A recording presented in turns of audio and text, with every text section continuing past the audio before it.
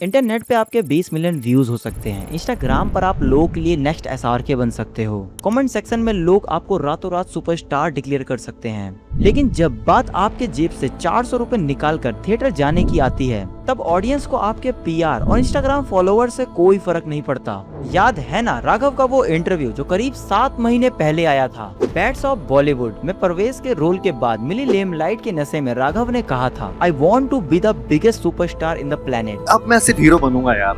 मुझे लगता है आ गया है time and I really want to be a hero, a superstar and I am here for that. उससे नीचे मैं नहीं जाऊंगा यार। क्या बात है, क्या बात है, लवली। तो बाकी की चीजें मेरे पास लाओ ही मत। तो ये एक मेरा वो है भाई, कंट्री नहीं प्लेनेट। बड़े सपने देखना गलत नहीं है। एक नॉर्मल सा लड़का जो डीआईडी से निकला और यहाँ तक पहुँचा, यही अपने आप में एक बहुत बड़ी अचीवमेंट है। बट प्रॉब्लम तब आती है जब आप शाहरुख खान का कॉन्फिडेंस कॉपी करने लगते हो और बिना उनके 30 साल के करियर को समझे। राघव भाई, कॉन्फिडेंस और ओवर कॉन्फिडेंस के बीच में एक बारीक लाइन होती है और अनफॉर्चुनेटली आपने वो लाइन क्रॉस कर दी जब शाहरुख खान किसी इंटरव्यू में कहते हैं, I am the last of the superstar. हाँ, ऐसा बोल दो, बोलो ना, I am the last of the stars. You're the last of the stars. तो वो लाइन ऐसे हवा में नहीं कहते। उस लाइन के पीछे डीडीएलजे कुछ कुछ होता है। स्वदेश, चक दे इंडिया, चेन्नई एक्सप्रेस और पठान जवान जैसी पूरी फिल्मों का पहाड़ खड़ा होता है। वो कॉन्फिडेंस एक या दो वायरल रोल से नहीं बना था। उसके पीछे लोगों को सालों तक थिएटर में खींच कर लाने का रिकॉर्ड था। लोग टिकट खरीदते थे सिर्फ और सिर्फ एसआरके का नाम देखकर। आप उन्हें अपना मेंटोर मानते हो, बहुत अच्छी बात है, लेकिन सिर्फ उनकी बॉडी लैंग्वेज, उनके जैसे डायलॉग डिलीवरी, उनका एटीट्यूड कॉपी करने से हर कोई सुपरस्टार नहीं बन जाता। उनका कॉन्फिडेंस उनके वर्क ने अर्न किया था। अगर आपके नाम पर थिएटर के बाहर हाउसफुल का बोर्ड ही ना लगे और उससे पहले आप ये डिक्लेयर कर लो कि अब मैं सिर्फ लीड रोल करूंगा, प्रोड्यूसर्स मेरे पास कुछ और लेकर ना आए, तो इंडस्ट्री इसे कॉन्फिडेंस नहीं बेवकूफी कहती है। और यहाँ पर एक बहुत बड़ी गलतफहमी पैदा होती है। आज के एक्टर ओटीटी और थिएटर ऑडियंस के बीच का फर्क भूल गए हैं। टीवी और ओटीटी पर लोग अपने आप को कंफर्ट जोन में रखते हैं, जैसे कि उन्होंने पहले ही सब्सक्रिप्शन ले रखी है और अपने घर पर एसी चलाकर सोफे पे बैठकर आपका शो देख रहे हैं।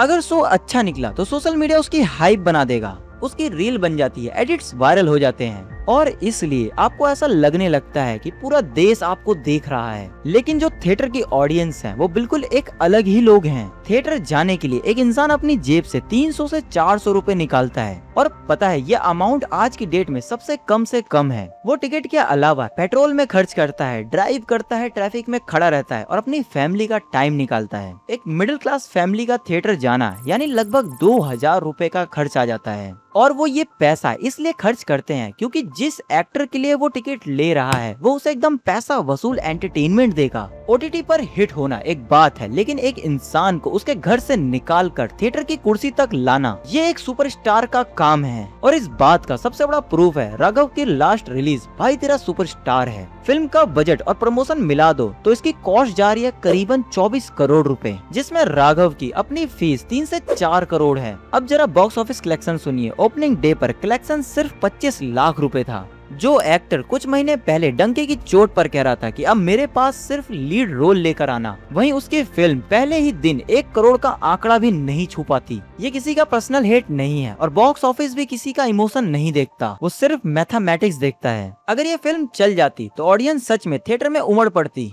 तो राघव अपनी इस ओपनिंग से सबको गलत साबित कर देते और सबसे पहले मैं ही उनकी तारीफ में वीडियो बना रहा होता, जैसे कि मैंने पहले भी बहुत सारी वीडियो बनाई हैं। लेकिन रियलिटी चेक मिल चुका है और बॉक्स ऑफिस ने बता दिया है कि 20 मिलियन इंस्टाग्राम पर व्यू का मतलब 20 मिलियन टिकट बिकना नहीं होता। अगर राघव को सच में आउटसाइड से सुपरस्टार बनना है तो उन्हें एसआरके से पहले कार्तिक आर्यन, पंकज त्रिपाठी और नवाजुद्दीन सिद्दीकी का सफर देखना चाहिए। कार्तिक आर्यन भी आउटसाइडर था, प्यार का पंचनामा हिट हुई, उनका मोनोलॉग पूरे देश के हर कॉलेज में वायरल हुआ, पर इसके अगले ही दिन उन्होंने खुद को सुपरस्टार डिक्लेयर नहीं किया। उन्होंने सालों तक स्ट्रगल किया, कभी हिट मिली तो कभी फ्लॉप। उन्होंने धीरे धीरे अपनी थिएट्रिकली ऑडियंस बनाई। पंकज त्रिपाठी और मनोज वाजपेयी जैसे लेजेंड्स ने सालों तक सपोर्टिंग और कैरेक्टर रोल किया। उन्होंने किसी भी रोल को छोटा नहीं समझा। उन्होंने इतनी मेहनत की कि जब ऑडियंस ने उन्हें सिर आंखों पर बैठा लिया तब खुद लीड रोल चल के उनके पास आए। उन्होंने डिमांड नहीं की, उन्होंने कमांड किया। मुझे प्रॉब्लम राघव के टैलेंट से बिल्कुल नहीं है, टैलेंट उनके पास बहुत है और स्क्रीन प्रेजेंस भी। बस प्रॉब्लम उनके एटीट्यूड की टाइमिंग से है। जब आप खुद को इंडस्ट्री में स्टेब्लिश कर रहे हो तो उसी स्टेज पर प्रोड्यूसर्स को इनडायरेक्टली ये मैसेज दे रहे हो कि मैं अब सिर्फ हीरो बनूंगा, तो शायद आप अपने ही रास्ते बंद कर रहे हो।